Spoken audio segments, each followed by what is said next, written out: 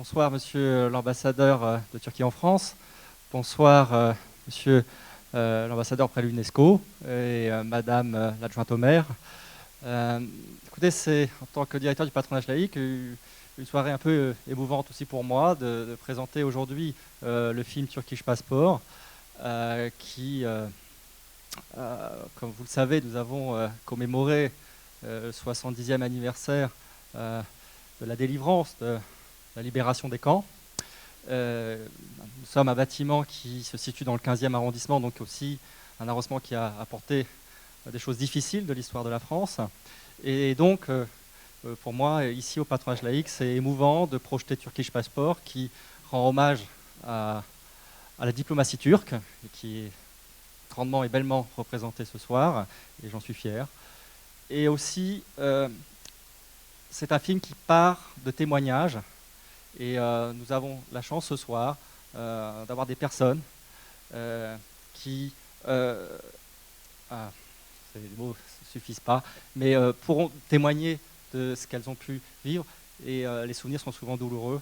Et je les remercie en tout cas de faire vivre la mémoire. C'est important et urgent.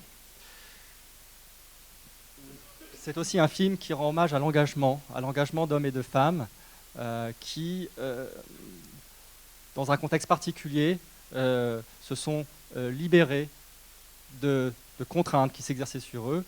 Et comme vous savez, au patronage laïque, on porte évidemment haut et fort les valeurs de la République, et les valeurs de la liberté sont des valeurs essentielles dans la République. Et je crois que ce sont des hommes et des femmes qui ont justement fait vivre ces notions de liberté. Enfin, ce film documentaire nous amène à enrichir nos réflexions sur les possibilités de réagir face aux choses insoutenables et aux choses positions d'autorité. Voilà, je ne serai pas beaucoup plus long, je vais laisser la parole tout d'abord à madame Besnier, madame Selda Besnier, qui, sans elle, cette soirée, je pense, n'aurait pas pu se faire, et donc je la remercie vraiment vivement et chaleureusement. Madame Besnier, présidente de l'association Démocratie locale participative du 15e arrondissement, avec qui aussi nous organisons d'autres activités cinématographiques. Voilà. Et petite chose, je vous demanderai évidemment de ne pas oublier d'éteindre vos téléphones portables. Je vous remercie.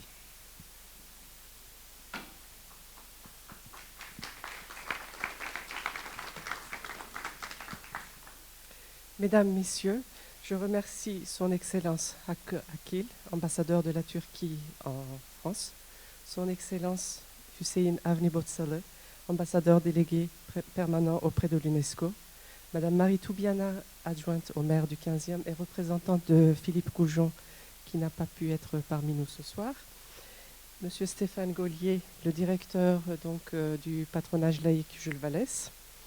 Vous nous avez tous aidés et soutenus pour réaliser cette soirée commémorative pour le 70e anniversaire de la libération des camps. Je me permets aussi de vous transmettre les regrets de Madame Anne Hidalgo, maire de Paris, qui n'a pas pu s'associer à cette soirée en raison d'une programmation d'un projet international prévu depuis longue date. Pour mieux connaître notre association, il vous suffira de vous adresser à l'accueil où il y a des documents qui expliquent grandement notre association. Et je ne vais pas m'étendre sur ce sujet ce soir parce que le but de nous réunir, c'est les témoignages et le devoir de mémoire. Je voudrais juste quand même faire un petit aparté. On me pose souvent la question suivante: comment faites-vous pour réaliser autant avec si peu de moyens? En fait, cela se repose sur les convictions des membres et la détermination des membres de notre association qui œuvrent dans l'engagement de devenir des quartiers et de favoriser le vivre ensemble, c'est-à-dire de partager les valeurs, l'écoute de l'autrui et le respect de la différence. Voilà en une phrase nos activités. Le vivre ensemble, c'est aussi donner des outils, donner à notre jeunesse les outils pour faire rempart à la haine. C'est une phrase donc qui se trouve sur le mémorial de la Shoah. Et cet arrondissement est marqué à jamais par un acte infamant, le 16 et 17 juillet 1942, 13 512 innocents ont été privés d'existence au nom d'une idéologie barbare. Donc, le devoir de mémoire est encore plus significatif dans notre arrondissement. À notre modeste échelle, mais parce que notre association est très impliquée dans le vécu de cet arrondissement, il nous a semblé essentiel de rendre hommage aux victimes de l'Holocauste. Nous allons vous proposer un documentaire inédit qui sera suivi donc d'un témoignage des personnes qui sont ici présentes. Madame Bella Lustig, Madame Estelle Dora, Madame Ida Cohen. Nous avons également Monsieur Albert Carrel, mais qui préfère rester dans la discrétion, mais qui a beaucoup contribué à la réalisation donc, de ce documentaire. Pardonnez-moi, je suis très très émue et je passe la parole à son Excellence, Monsieur l'Ambassadeur.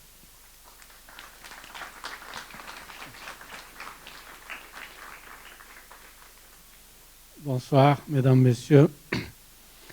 Bien sûr, pour moi aussi, c'est une soirée très émouvante parce que c'est un sujet qui m'a beaucoup touché. D'abord parce que j'ai été vice-consul et consul au consulat de Turquie dans les années 84-88. Et quand on essayait d'arranger les archives, j'ai eu personnellement l'occasion de voir un peu les documents qui étaient justement, qui appartenaient à cette période et certaines correspondances du consul général à l'époque avec les autorités françaises, parce qu'il s'écrivait avec les autorités françaises. Permettez-moi d'abord de commencer par remercier également Madame Toubiana, l'adjoint au maire, également Madame Besnier, sans qui nous n'aurions pas pu réaliser ces soirées également. Monsieur Collier, Stéphane Collier, le directeur de Centre laïque. Voilà. Un patronage laïque et Jules Vallès pour son accueil chaleureux et son hospitalité. Je voudrais également, bien sûr, remercier Madame Bella Lustig, Madame Estelle Dora et Madame Ida Cohen pour leur témoignage. Et M. Albert Carrel, qui veut toujours se cacher, qui est toujours derrière, mais sans qui nous n'aurions pas pu réaliser ce documentaire. Également M. Burak Arlier, le réalisateur, pour documenter cette histoire un peu quand même oubliée et dont on n'en parle pas assez souvent. Bon, j'ai parlé de ma période quand j'étais consul, mais également, quand j'étais à l'ambassade en tant que conseiller, il y a eu un professeur américain de l'université de Princeton, Stanford Shaw, qui est venu faire des recherches dans les archives justement à ce sujet-là. C'est-à-dire voir un peu, examiner les archives pour voir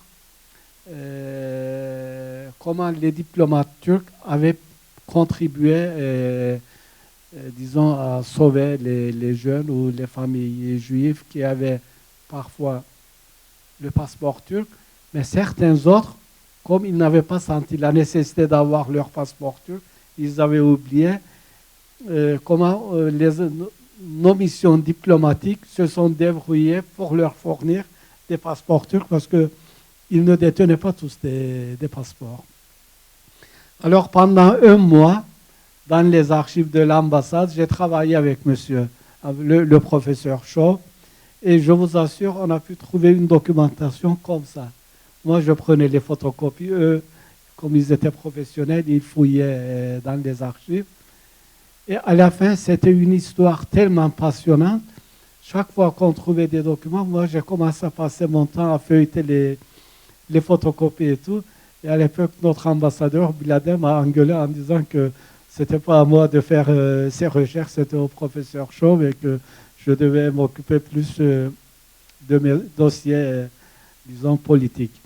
Donc là, j'ai eu plein de documents et il y en a un que je ne vais jamais oublier. C'était le vice-consul ou le consul général à Marseille qui avait écrit au préfet de la Gironde pour qu'il arrête le train dans lequel il y avait des Juifs ayant la nationalité turque. Alors, la correspondance a pris presque 2 jours. Il s'écrivait, il y avait le consul général qui écrivait, le préfet qui lui répondait, mais le train était toujours arrêté. On ne faisait pas descendre les familles. Et à la fin, il y a le consul qui s'est déplacé, qui est allé jusqu'à Bordeaux. Et lui-même, il a pris un soin personnel pour faire descendre les familles turques qui avaient des passeports. Et un autre peut-être sujet qui n'est pas très bien connu, comme je disais tout à l'heure, il y avait plein de familles qui n'avaient plus leur passeport. Donc parfois, il fallait inventer des histoires, ou il fallait trouver certains témoignages pour prouver qu'ils étaient d'origine turque, ou parfois même, quand ils n'avaient pas la nationalité turque, on leur donnait les passeports turcs. Donc je pense que pour la commémoration de la 70e année de la libération des camps de concentration, je pense que les témoignages que nous allons avoir, la projection de ce film, peut nous rappeler une histoire un peu oubliée. Et je pense que nous aurons tous à en tirer des leçons et faire notre devoir de mémoire et puis peut-être de penser et faire un effort pour que des choses pareilles n'arrivent plus à l'avenir. Merci.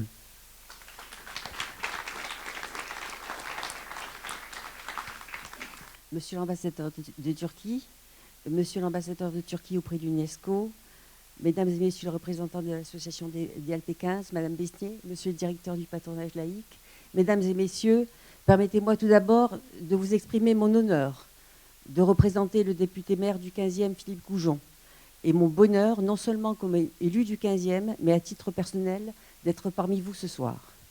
Je salue cette initiative de projeter le film Turkish Passport de Burak Arliel, car ces moments héroïques de l'histoire turque ne sont pas assez connus. Ces actes de bravoure et de courage de diplomates turcs qui ont sauvé des centaines de juifs en leur donnant des passeports avec lesquels ils se sont réfugiés en Turquie pendant la Seconde Guerre mondiale méritent d'être honorés et respectés. Ce film relate l'action de 19 diplomates turcs en poste dans différents pays d'Europe qui ont sauvé des juifs dont certains n'étaient pas d'origine turque, en leur donnant des passeports pour qu'ils puissent prendre le train pour Istanbul. Au total, 12 trains durant plusieurs années. Je ne peux bien sûr pas citer le nom de tous ces diplomates. J'en retiendrai un seul qui a reçu la médaille des Justes de Yad Vashem, le consul général à Rhodes en 1943 et 1944, M. Selahattin Ülkünem. Ces faits sont connus des historiens, mais pas assez du public malheureusement. Les récits des survivants sont émouvants. L'un d'eux, sur son lit de mort, a dit à ses enfants « N'oubliez jamais que ce sont les Turcs qui nous ont sauvés ». Nous ne connaissons pas le chiffre exact de juifs non turcs qui furent ainsi sauvés de la barbarie nazie. Le chiffre le plus souvent évoqué est de 1300 à 2000. La Turquie a tout fait pour sauver les juifs turcs également.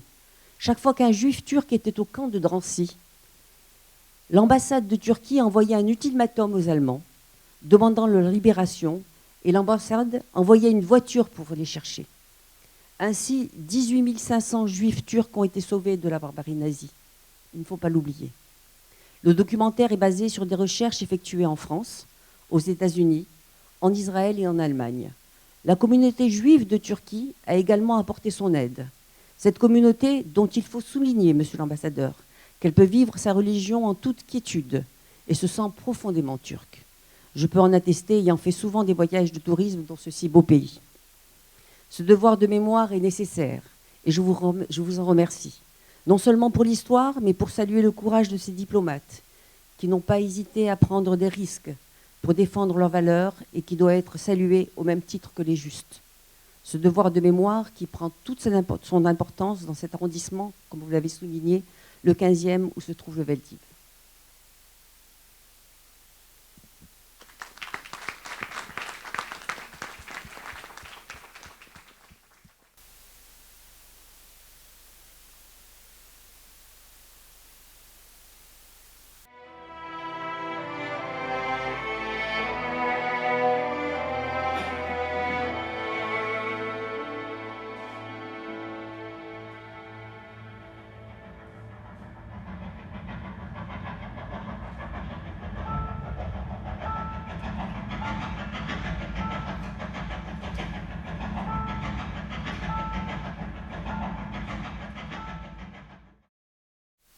déjà, je vous remercie pour cette invitation et surtout cette évocation du passé, qui est d'ailleurs très nécessaire. Et ça m'a permis d'évoquer des souvenirs lointains. Mes parents sont venus en France pour des raisons professionnelles dans les années 30-33. Mais ils évoquaient très souvent Istanbul, les fruits qu'on y mangeait, les merveilles des paysages et tous les souvenirs merveilleux qu'ils avaient d'Istanbul. C'est avec nostalgie qu'ils parlaient donc des paysages, etc. Et nous avons conservé la nationalité turque. Mes parents ont conservé la nationalité turque, ce qui nous a sauvés pendant l'occupation. D'abord, comme il était dit, nous n'avons pas porté l'étoile du tout. Et il y avait un monsieur, je me souviens du nom d'un monsieur, Naguib, je ne sais pas, il n'a pas été cité ici, mais il a servi de gérant dans le magasin de mon père. Et nous avons été réellement protégés, on peut dire, pendant toute la période. Mais un beau jour, on nous a dit, nous ne pouvons plus vous protéger, et on a été rapatriés. C'est là qu'on a pris un train pendant 8 jours avec des caisses de provisions, bien sûr, parce que pendant ces 8 jours, il fallait quand même pouvoir manger, survivre. Et voilà.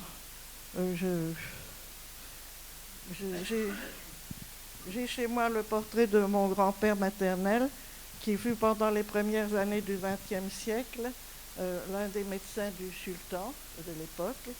Et le sultan, paraît-il, disait qu'on me fasse venir mon grand diable de juif. C'était sa façon de montrer l'affection pour mon grand-père. Ce sont des souvenirs de mes parents, de ma mère bien sûr, qui m'ont été rapportés, et ça ne s'oublie pas une chose pareille. Voilà, je crois que c'est tout ce que j'ai à dire d'important. Donc nous avons été rapatriés et on a pu échapper aux nazis, vraiment. Je dois quand même dire un mot de reconnaissance à la directrice de mon lycée, c'était le lycée Hélène Boucher. Chaque fois que j'en ai l'occasion, je souhaite le faire parce qu'elle a elle a appelé ma mère en lui disant « Si vous avez besoin que je cache vos enfants, je le ferai ». Et chaque fois qu'on peut rendre hommage justement à quelqu'un qui a fait du bien à cette période, je pense qu'il faut le faire. Et donc, voilà, donc je voulais parler de mon grand-père, donc, qui a été l'un des médecins du sultan Mehmed VI, je crois. Voilà. Et voilà sa photo avec ma grand-mère et 2 de ses 6 enfants. Voilà. C'est tout.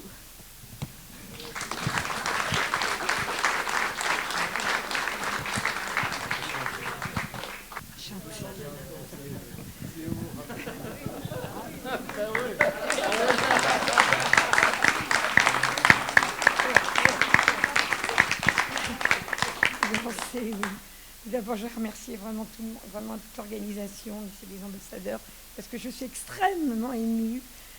Mes parents et mes 2 sœurs ne sont plus là pour voir ce témoignage extraordinaire. Contrairement à Estelle, moi j'ai porté l'étoile parce que j'habitais dans un quartier où il y avait très peu de juifs qui étaient dans le premier, bien que toute ma famille et mes parents étaient dans le 11e qui était le quartier des juifs turcs. Et mon père nous avait déclaré, ils ne portaient pas l'étoile eux, mais moi je l'avais, non pas dans mon quartier, mais lorsque mon père allait voir toute sa famille, parce qu'il avait ce besoin de se ressourcer dans le quartier du 11e où il y a eu la première rafle en août 41, il m'obligeait à changer de manteau dans le métro, à Chaussée d'Antin. Donc j'avais toujours un petit manteau en velours bleu sur lequel j'avais l'étoile jaune. Et lorsque je quittais Voltaire, à Chaussée d'Antin, je remettais mon autre manteau qui était gris et je rentrais à la maison. Voilà. Alors, maman mon père était, évidemment, il est né à Istanbul, il a quitté Istanbul en 1930, il n'a pas fait de service militaire, donc il n'a pas été reconnu. Et malheureusement, il n'a pas pu partir avec nous dans le train qui nous a sauvés. Mais il a insisté lourdement pour que maman, mes 2 sœurs et moi partions. Donc, lui, il a été caché, mais nous, on a pris l'avant-dernier train. Ce qui est extraordinaire parce que quand on est revenu fin 1945, la maison était sous scellée et donc je ne serais pas là aujourd'hui. Les Allemands étaient venus. Donc, mon père était donc turc, il n'a pas fait service militaire. Maman était née à Andrinople. Ils se sont mariés en France en 1933. J'avais 2 sœurs. Et maman a toujours, tous les ans, payé, justement. Elle allait à l'ambassade, effectivement. On lui mettait un timbre et un cachet. Et elle avait donc un passeport turc. Et nous aussi, fatalement. Nous étions encore turcs, puisque nous, on m'a fait choisir à 21 ans à l'époque, si je voulais être turque ou française. Donc, nous sommes partis dans ce train. Mais moi, mon souvenir, j'ai un souvenir de mauvaise odeur, quand même, dans ce train, parce qu'on était extrêmement serrés dans les compartiments. Nous étions 8 dans des compartiments en bois. Et il y avait très très peu, évidemment, les WC étaient très souvent bouchés. Enfin, ça sentait très mauvais. J'avais quand même une espèce d'odeur et j'avais très peur et très froid. Mais cependant, j'avais l'insouciance d'une enfant, quoi. Donc, vous m'avez vu chanter, vous voyez. Ce qui avait affolé complètement tout le compartiment et tout le train. Donc, et puis, bon, le voyage, vous avez vu tout le détail, a été très long. Nous sommes arrivés là-bas, c'était extraordinaire, c'était quand même le pays de la liberté. Nous avons été accueillis dans un hôtel, directement, tous les réfugiés. Je ne sais pas si c'était la même chose pour vous. Non, à l'Idivial Palace, alors je ne sais pas. Voilà.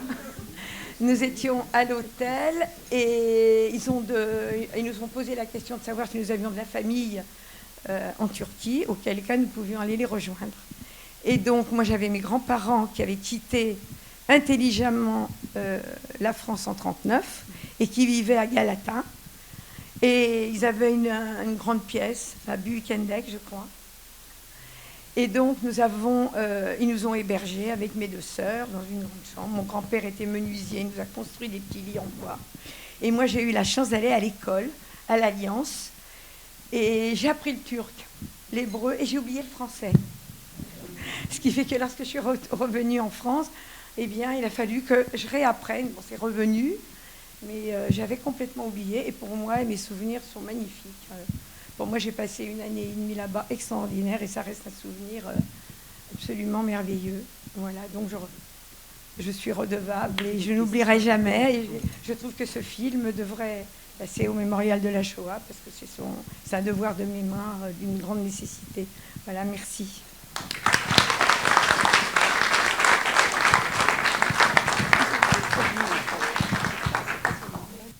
Bonsoir, je suis un peu jeune pour avoir pris le train. C'est un de mes grands-oncles qui a été pendant la guerre ici en France. Moi, je suis une juive séfarade de Izmir. Je suis née en Turquie et ça fait 27 ans que je suis là. Donc, c'est une histoire que j'ai entendue de mon papa pendant toute ma petite enfance et jeunesse, que j'avais un grand-oncle qui a été pendant la guerre ici et avec son passeport turc, il a été sauvé et il a pris le train avec sa femme et sa fille pour Istanbul et malheureusement le gendre n'était pas turc et il a pris le train vers Auschwitz. Donc pendant longtemps j'ai entendu ça. Je suis aussi émue que ces mesdames-là parce que moi je suis la nouvelle génération qui doit beaucoup à la Turquie. Donc voilà, j'ai eu une enfance merveilleuse et je le dois parce que ma famille n'a pas souffert du tout. J'ai les souvenirs de mon papa, mes grands-parents, mes parents qui ont toujours parlé le ladino à la maison. On a fait des merveilleuses mais de notre comment dire, Espagne, on a été accueillis pendant 500 ans sans avoir souffert ni des pogroms ni des exécutions. Donc je suis une fille de la République et je suis fière.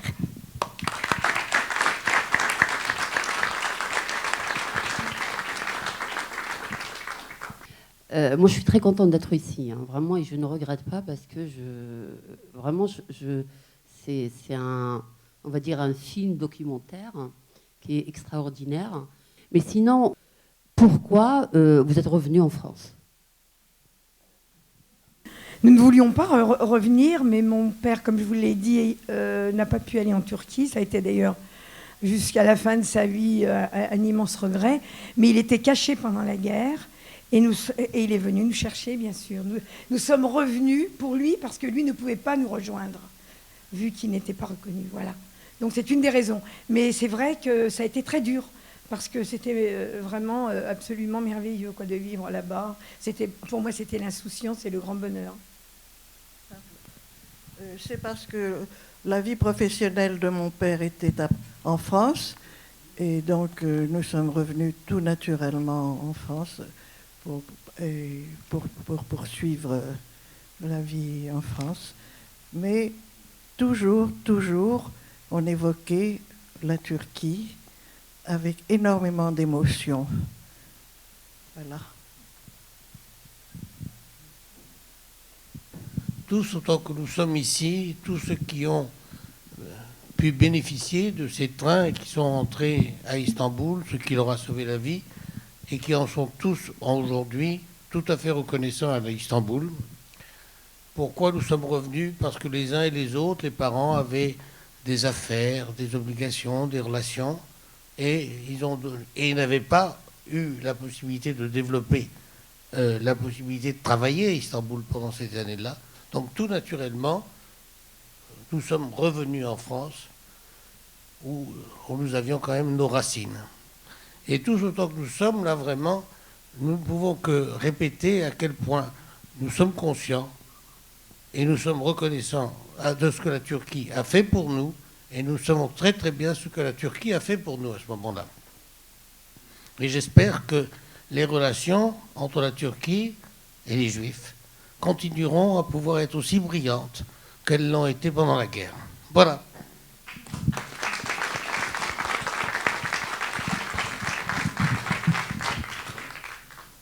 Bonsoir, je voulais remercier le réalisateur du film et toute l'équipe qui a contribué à ce très beau film, qui a demandé pas mal de travail.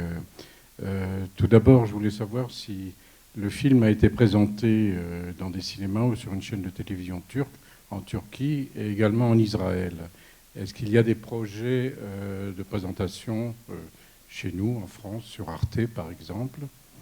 Et puis, j'ai un regret, c'est lors du procès de Maurice Papon à Bordeaux, c'est qu'on n'ait pas rendu hommage à Monsieur le consul général à Marseille, Monsieur Necdet Kent. Aucun média français n'a parlé de cette histoire à l'époque du procès de Maurice Papon. Et le correspondant du consul général à Marseille était bien le préfet de l'époque à Bordeaux, Maurice Papon. Enfin, je voulais rappeler aussi, parallèlement à l'action des diplomates turcs, l'action du consul général du Japon à Hambourg, dans l'Allemagne nazie, qui avait réussi aussi, c'est une partie de l'histoire de notre communauté, qui a réussi à exfiltrer nombre de juifs allemands qui ont fondé le fameux quartier du Bund à Shanghai. Oui, je viens d'apprendre ces jours-ci que le propriétaire de Fashion TV, qui est un juif autrichien, vient de produire un film qui s'appelle Exodus to Shanghai. Non, en ce qui concerne le film, je crois que l'historien américain, j'ai oublié le nom, il a dit quelque chose sur le caractère turc. Il a dit que les Turcs, à cause de leur caractère, ne veulent pas trop parler de ça, qu'il y ait eu reconnaissance. Ils ne demandent pas pour une reconnaissance. Bon, nous n'avons pas fait des efforts pour passer ce film, que ce soit sur les chaînes de télévision françaises, Arte ou autres, parce qu'on ne voulait pas faire de la propagande ou se vanter ou attendre une certaine reconnaissance. Bon, On l'a fait parce que c'était humain. Et puis, bon, on ne veut pas maintenant passer ce film 10 fois sur telle ou telle chaîne pour dire... parce que dans notre culture en Orient, ce genre de choses ne se fait pas beaucoup. Peut-être c'est quelque chose de négatif, mais ça fait partie de notre caractère. Mais vous avez raison, en fait, il faut que ce film puisse passer sur certaines chaînes de télévision pour que les gens le sachent, parce qu'il y a beaucoup de gens qui ne sont pas au courant, qui ne le savent pas. Je veux dire, comme une réalité historique. Bon, je pense que je vais suivre vos conseils. Je ne vais pas être une tête de turc têtue. Je vais essayer de faire de mon mieux pour pouvoir faire passer ce film sur quelques chaînes de télévision. Autrement, en Turquie, je crois qu'on l'a montré. Oui. Ma question s'adresse à son Excellence l'ambassadeur de Turquie. Quelle a été l'histoire de tous ces diplomates courageux après la guerre? Parce que finalement, la Turquie est restée neutre dans ce deuxième conflit. Et qu'est-ce qu'ils sont devenus? Parce que il n'y a pas eu de politique générale du ministère des Affaires étrangères turc pour faire ça. Ce sont des diplomates qui ont pris l'initiative de faire sortir les Turcs juifs ou les Juifs turcs. Ils l'ont fait hors la hiérarchie. Non, je crois qu'il y avait une politique générale du gouvernement. Qu'est-ce qu'elle disait, cette politique générale? C'est-à-dire d'aller faire des démarches auprès des Allemands pour que les Juifs turcs n'aillent pas dans les camps ou ne soient pas persécutés par les Allemands. Mais de là à prendre des initiatives personnelles, c'est autre chose. Je veux dire, il y avait une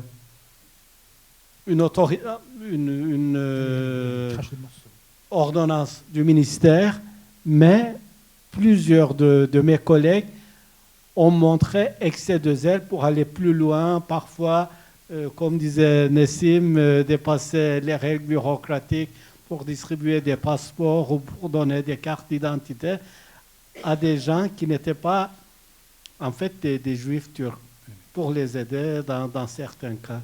Comme on voyait dans le film, bon, il y avait cette fameuse personnalité dont j'ai beaucoup entendu parler, qui apprenait quelques mots en turc à l'entrée pour qu'eux, ils puissent dire qu'ils étaient turcs et qu'ils puissent avoir un passeport ou un document turc. Mais c'était une politique quand même du gouvernement turc.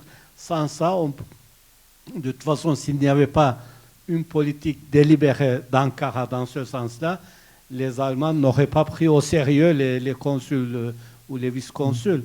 Parce que eux, si vous voulez, il y avait les démarches auprès de Berlin qui se reflétaient vers les autorités allemandes présentes en France. Donc, mais l'héroïsme des diplomates turcs, moi je trouve, c'est qu'ils ont montré, ils ont pris des risques, ils sont allés au-delà de leurs instructions, voilà, ils ont montré un excès de zèle pour pouvoir les aider. Mais vous savez, parfois, quand vous êtes fonctionnaire, si vous ne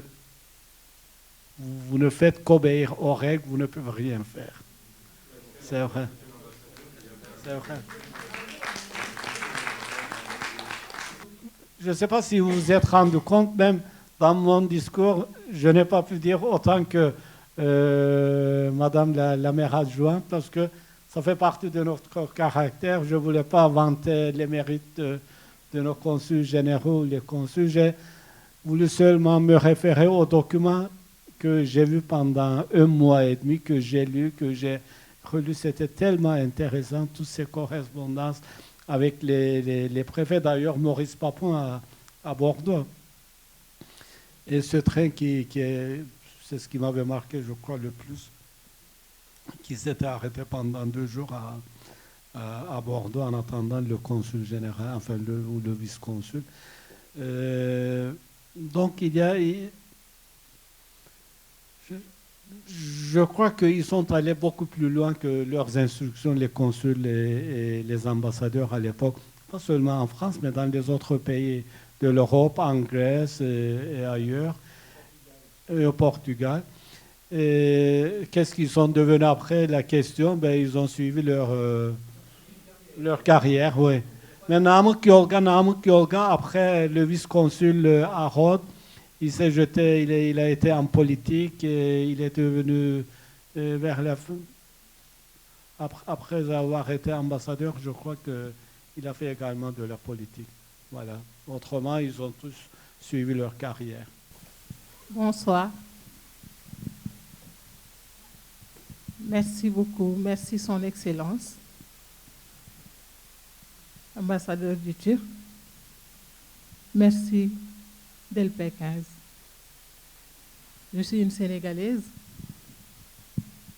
Je suis une Africaine. Je suis une citoyenne du monde. Devoir de mémoire. J'ai pleuré parce que c'était triste.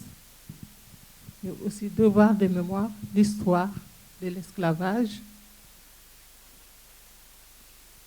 Ça mérite ce que vous venez de dire tout à l'heure.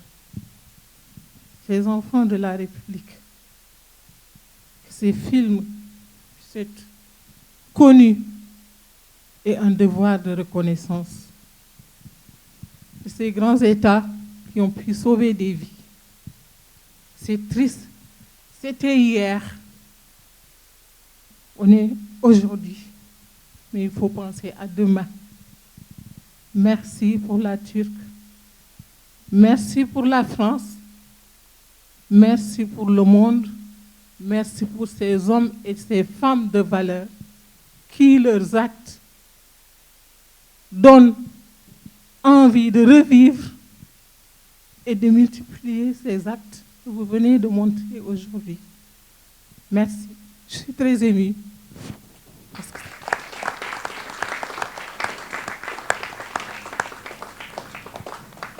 Bonsoir, je m'appelle Gérard Algazi. Moi, j'ai vécu la guerre. J'étais tout jeune, mais je l'ai vécu. Donc, mes parents, mon père n'était pas turc reconnu, ma mère avait son passeport turc, mes grands-parents avaient des passeports turcs. Mes grands-parents sont restés à Paris, ils n'ont jamais été inquiétés, jamais. Ils n'ont pas porté d'étoile. Je ne sais pas si sur leur papier il y avait marqué juif. Mon père a été dans un camp, mais un camp d'étrangers en situation irrégulière. Quant à ma mère, non, il était avec les Espagnols. Il était avec les Espagnols parce qu'il était en situation irrégulière. Il n'était pas entré en France. C'est ce qu'il a sauvé entre nous, puisqu'il n'a jamais été déporté. Nous avions décidé, mes parents avaient décidé en 1944 de retourner en Turquie, du moins ma mère et moi, mes cousins et leur mère, parce qu'on pensait que ça allait devenir très difficile en France. On est parti, on ignorait complètement que la Turquie avait déclaré la guerre à l'Allemagne au dernier moment. On l'ignorait. On est parti, on était dans les Basses-Pyrénées, on était à Pau. On est parti le 5 juin 1944, le 5 juin. Et nous ne sommes jamais arrivés, parce que notre train était bombardé pratiquement toutes les heures. On nous arrêtait, on était bombardés. Finalement, on s'est arrêté à Blois, et heureusement, parce que si on était parti le 4 au lieu de partir le 5, on arrivait à Paris, et le dernier convoi est parti de Paris en juillet. Il est certain qu'aujourd'hui, je ne pourrais pas vous parler.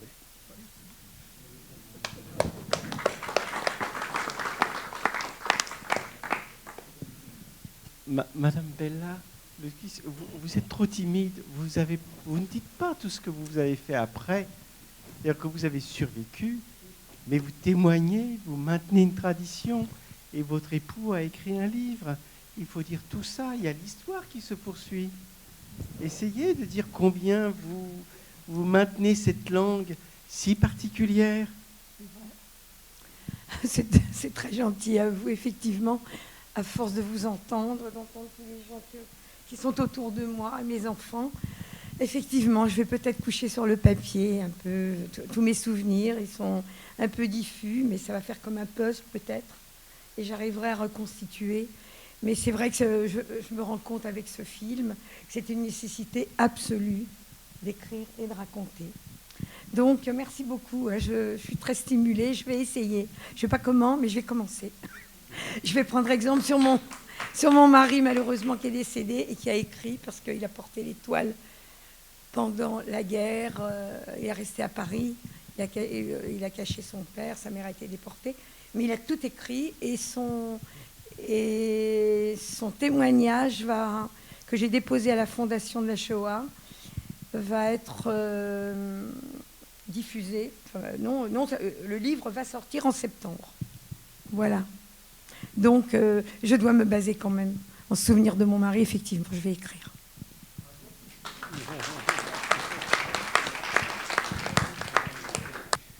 Juste un petit détail, après il y aura une réception avec quelques spécialités turques. Voilà.